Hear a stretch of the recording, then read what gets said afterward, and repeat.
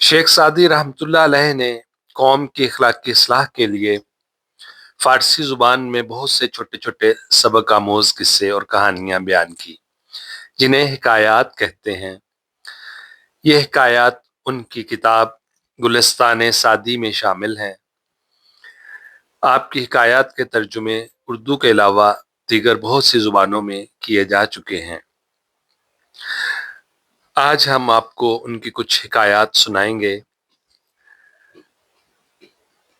पहली हिकायत से आगाज करते हैं।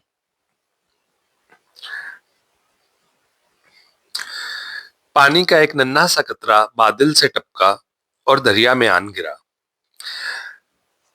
उस नन्हे कतरे ने जब दरिया की वुसअत और गहराई का अंदाजा किया तो उसे अपनी जात इंतहाई हकीर महसूस हुई। वो सोचने लगा कि इतने बड़े दरिया के मुकाबले में भला मेरी क्या हस्ती है। मैं तो किसी शुमार में नहीं आता, बाकी भी रहा तो क्या और फना भी हो गया तो क्या। कतरे ने ये तमाम बातें निहायत इज्जो इनकिसारी से सोची थीं।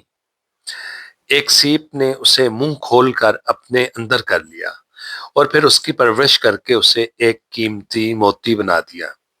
यकीनन उसे ये एजाज़ो मर्तबा इसलिए हासिल हुआ कि उसने खुद को हकीर जाना था, और जिसने खुद को हकीर जाना वही बुलंद मर्तबे का हामिल हुआ।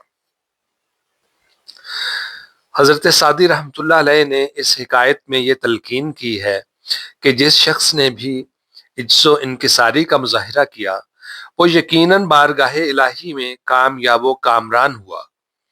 अल्लाह ताला को इंसान की जो नेकी सबसे ज्यादा पसंद है वो इज्जो इनकिसारी इख्तियार करना है, जो कि नबियों और औलिया इकराम का भी शेवा है। अपना बहुत सारा ख्याल रखिएगा। दोबारा हाजिर होंगे नई हिकायत के साथ। अस्सलामु अलैकुम वरहमतुल्लाह।